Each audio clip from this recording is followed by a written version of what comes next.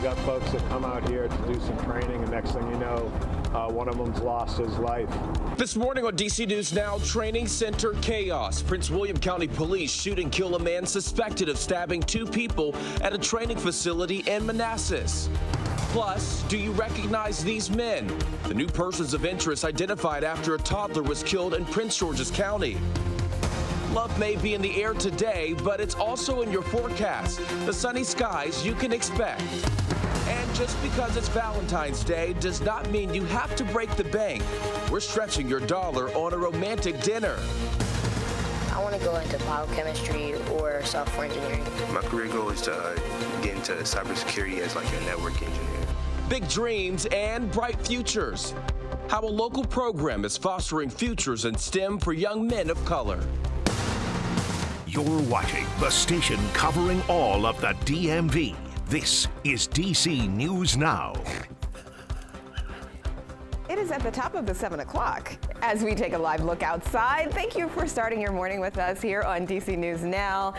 Happy Love Day. Good morning. I'm Shanika Grimshaw in for Tanaya Wright. Hey, good morning to you. I'm Corey James. Shanika, she's also tracking the roads out there for you to help you navigate your commute. We're going to check in with her in just a moment. But first, let's start things off with meteorologist Jackie Lair, who's tracking that Valentine's Day forecast this morning. Jackie, good morning. Good morning. Out there this morning, it's a bit chilly, but later on today, we'll see that seasonable chill for those high temperatures back into those mid-40s. Those temperatures right now starting off in the 30s, right about 40. We just jumped back to 40 degrees in D.C. after falling to the upper 30s the last hour or so. We're lower 30s off towards Hagerstown, just below the freezing mark in Fredericksburg. However, still have a little bit of that breeze. That's making it feel a little bit colder. So those wind chills are into the 20s, especially north of 66, south of 66, still holding into those lower 30s as that wind is a little bit lighter there. Trying to plan out the rest of your Wednesday. We're looking at temperatures climbing back into those low to mid 40s later on today, and we'll still have that breeze with us through much of the day today. Later on this evening, for any of your Valentine's Day dinner plans, those temperatures likely falling from 40 to back into the 30s later on this evening. I'll have more details. Looking towards the rest of that 7-day coming up. Shanika, how are those roadways doing this morning? All right, we're looking at the Capitol Beltway throughout Montgomery County, the inner and outer loop. You are looking good to and through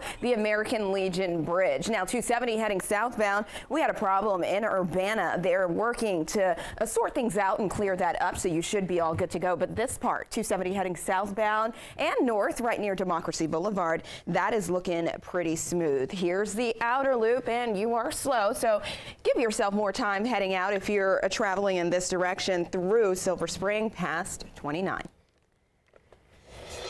All right, your time now is 7:02. Developing now, police shot and killed a man, they say, stabbed 2 people at a training facility in Prince William County. And one of the stabbing victims died. DC News Now's Candace Cole is live this morning in Manassas with the latest. Candace, good morning. Good morning. This all unfolded yesterday afternoon at the apprenticeship training facility that you can see behind me. And we'll also zoom in. You can see the flowers there in tribute of the 2 stabbing victims. We're told that the suspect in this case was killed on the spot, shot multiple times by police officers. And we're also told that there was more than 1 officer involved.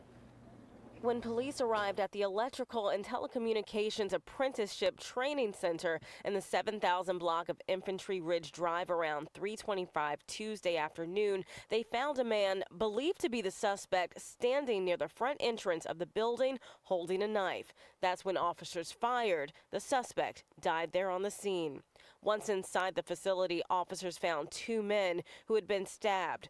After performing first aid, Prince William County Police Chief Peter Newsham says one of the victims died. The other was taken to the hospital and has been listed in critical condition. Police say the situation was contained a little after 5 p.m. and there's no longer a threat to the community. Chief Newsham is now asking the Regional Critical Incident Response Team to step in to conduct an independent investigation. Terrific. You got folks that come out here to do some training, and next thing you know, one of them's lost his life, and another one's struggling for his life in a local hospital. That's just, I can't imagine what the families are going through right now. Now, we don't know exactly how many officers shot at the suspect or the suspect's identity at this time. Chief Newsham says it will take 30 days for that body cam footage to be reviewed. At that point, they'll make a decision as to whether or not to release it. Reporting live in Manassas, Candace Cole, DC News Now. All right, Candace, thank you. 3 men are under arrest accused of multiple robberies at the Chinatown Walgreens. Investigators say they're related to each other, and one of them is a manager at the store. Now, according to documents from the U.S. Attorney's Office, Michael Robinson plotted with his nephews, Kamani Williams and Gianni Robinson, to commit robberies at the store. The most recent robbery was Sunday. Police say a special police officer at the store shot Williams. Police Chief Pamela Smith addressed the community yesterday about the bust.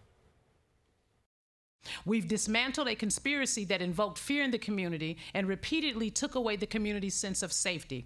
It's another example of a small group of suspects returning over and over to target the same area. This comes as the D.C. Council opened the Safe Corridor Hub in Chinatown Monday. The hub is supposed to help curb crime. Time right now with 7:05. Prince George's County Police are searching for 2 more people of interest in connection to the murder of a toddler. Officials released this surveillance video of the suspects from last Wednesday. Police say this is video of 2 men at a convenience store on New Hampshire Avenue in Silver Spring. Authorities say 2 people arrived in a carjacked Ford Explorer. According to investigators, it is the same SUV 2 suspects drove off in after shooting the child and his mother. Meantime, a memorial is growing for 2-year-old Jeremy Pekousaris. This is near the scene of the shooting in Langley Park. So far, police have arrested 2 men believed to be responsible. They are being held without bond. The D.C. Board of Elections is officially petitioning a recall. Ward 6 Council member Charles Allen. And the petition was introduced during a meeting yesterday. Now, Allen has served Ward 6 since 2015. While his current term on the council does not end until 2027, D.C. law, though, allows people living in D.C. to remove elected officials from office at any time through a petition. And D.C. Mayor Muriel Bowser is releasing a proposed budget for D.C. Public Schools. The proposal includes a $181 million funding increase from the previous school year.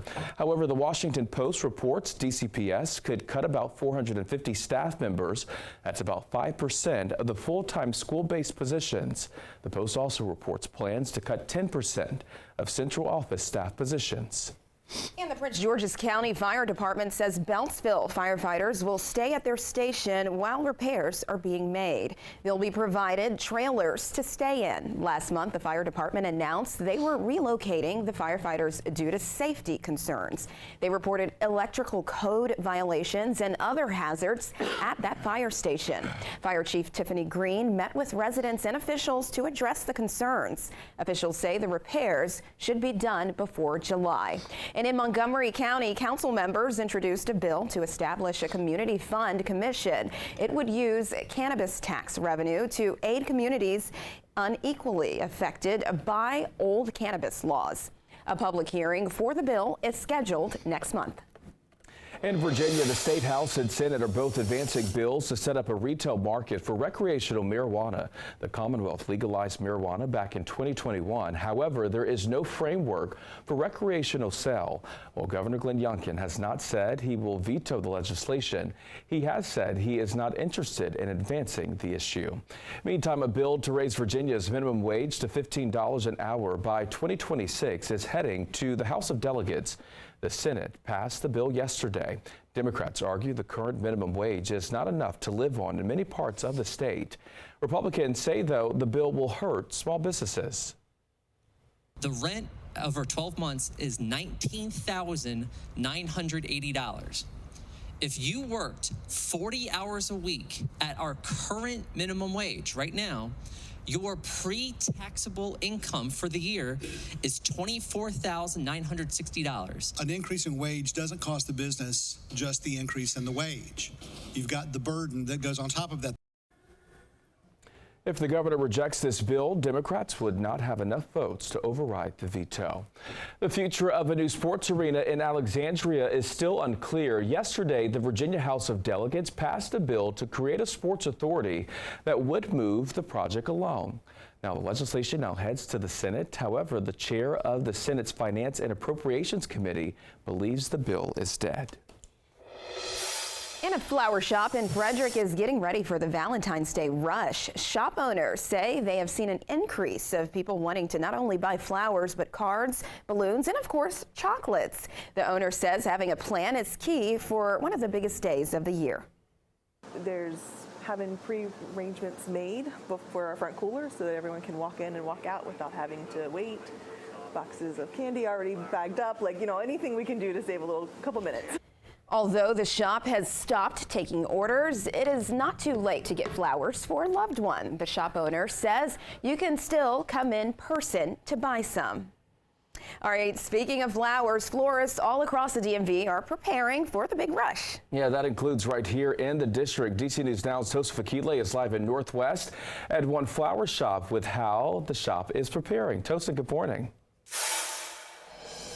Good morning, Corey and Shanika. I have to tell you, it's hard not to love Valentine's Day when you're standing in a floral shop. We're here at Caruso's Florist on M Street. Let me just give you a look at just how beautiful it is in here. I'm going to ask photojournalist Tim Corley to pan. Look at all these floral bouquets.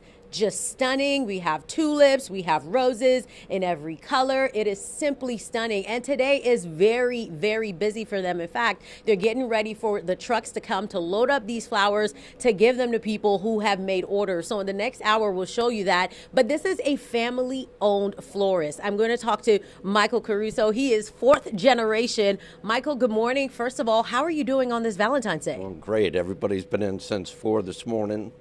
Got about 30 trucks loading up now, which we'll probably see later with all the deliveries. Thank goodness the weather's great. No snow. That definitely helps. So what I want to know is how busy have you guys been leading up to today and then today? Well, today, it's always the busiest day because everybody wants everything on one day. So it's like having a restaurant. How many things can you deliver between 9 and 5, So we just do the best we can. We use Uber, we use DoorDash. We have, 35 of our own trucks that we run out of here. So you just have to prepare and, do the best you can. All right, Michael, thank you. Coming up in the next half hour, I'll tell you just about one really large order they had out of here. I'm telling you, if you had to guess how many flowers were ordered out of here, you wouldn't believe it. But I'll tell you in the next half hour. For now, we're live in D.C. at Caruso Florist. I'm Tosin Fakile. Back to you.